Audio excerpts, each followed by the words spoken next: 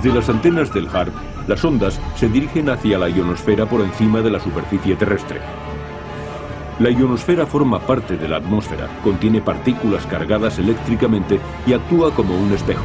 Refleja las ondas de radio a la Tierra. Al enviar ondas de radio a la ionosfera, se aceleran sus partículas calentando ciertas áreas.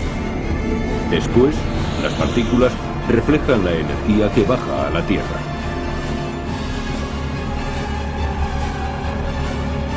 El HARP es tan potente que puede hacer que la ionosfera vibre en armonía con su señal. La señal de HARP se puede utilizar como un radar más allá del horizonte para detectar misiles y aviones hostiles. Para ello se usan dos sistemas diferentes. Uno crea un espejo de plasma y el otro reenvía la señal.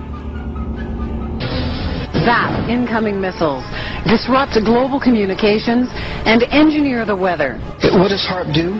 HARP is a large antenna where we beam radio frequency energy up into the upper atmosphere, and we create on a small scale what the sun normally does. HARP uses 1 billion watts beamed straight into the ionosphere for experiments. Picture these strings on the piano as layers of the earth. Each one has its own frequency. What we used to do is beam radio waves into the ground, and it would vibrate any strings that were present in the ground. We might get a sound back like, and we're able to identify each frequency. We accomplished this with just 30 watts of radio power. If you do this with 1 billion watts, the vibrations are so violent that the entire piano would shake. In fact, the whole house would shake. In fact, the vibrations could be so severe underground that could even cause an earthquake. And ready? There's one more. Some people believe the technology being tested here could be used for sinister projects involving humans. Radio waves messing around with people's brain waves. Mind control will be the ultimate non-lethal weapon. Same kind of signals in the same frequency range can affect human mood. The human brain operates on very low frequencies. For example, when we're thinking, actively, we're generating about 13, 14 cycles per second. When we're meditating, we're generating 8 cycles per second. And when we're asleep, the brain waves are running at about 4 cycles per second.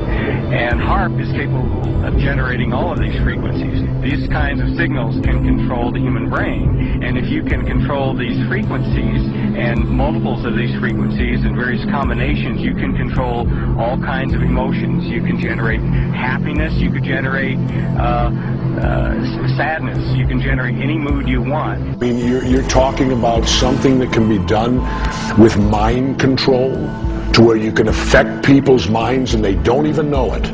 That's correct. And this is masses of people. Right. They can do it at a level where you could be walking down the street and you could get infiltrated with these sound waves and you wouldn't even know that they were hitting you. That's right. And there's two different ways. One would be transferring voice information, and the other would be just affecting you on an emotional level, which is much simpler, which is easily accomplished by HARP.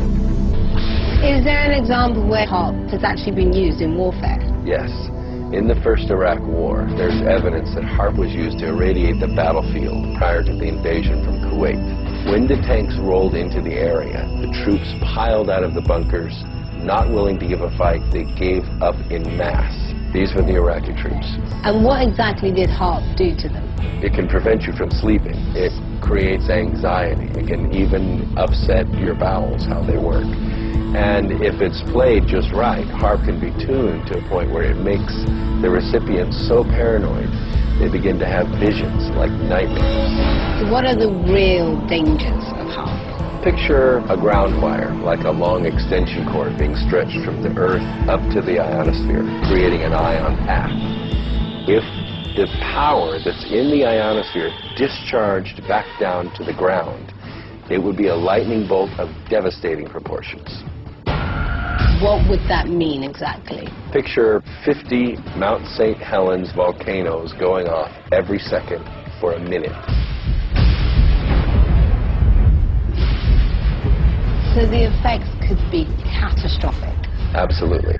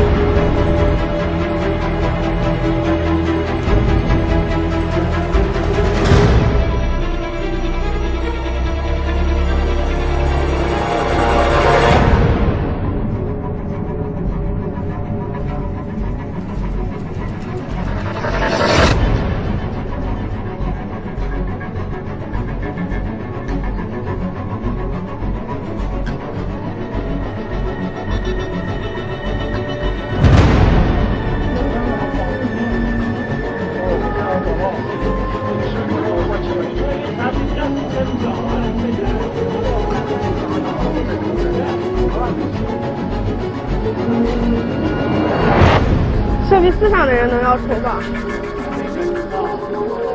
这东西是个方向问题，大气方面看不到。有光线的折射嘛，太阳折射就是用在折射的太阳。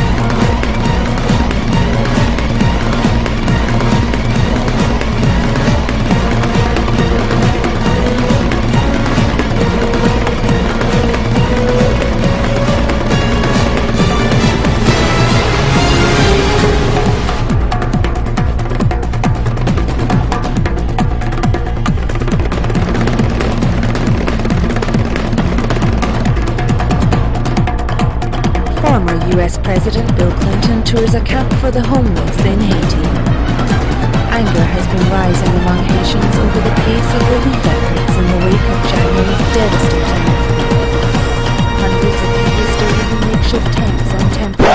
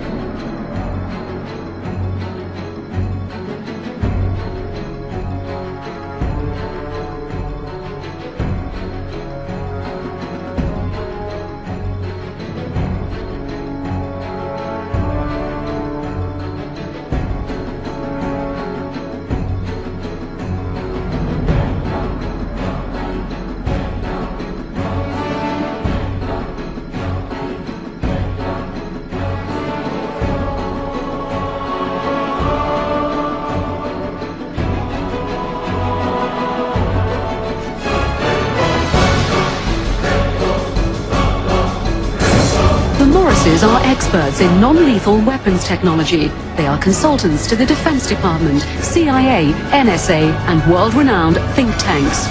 The technology necessary to project three-dimensional images to a point in space requires no new breakthroughs in science. We have the technology.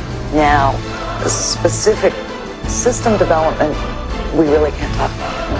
But the Morrises did talk in general about secret military experiments with lifelike 3D projections in the sky called holograms. Holograms on the battlefield would be to divert the attention of the enemy, to deliver propaganda or something very frightening to make the enemy run away if you think that he will believe that what you're sending is really an angel, a devil, a UFO. And where could this type of weaponry be tested? Perhaps not coincidentally, along the US-Mexico border at the Army's electronic proving ground in Fort Huachuca, Arizona. Keep in mind that test facilities like Fort Huachuca in Arizona are electrical optical test beds, and part of what they're testing are the effects of these electro-optical devices on a target population. And the target population may be us. America has to test American equipment in America.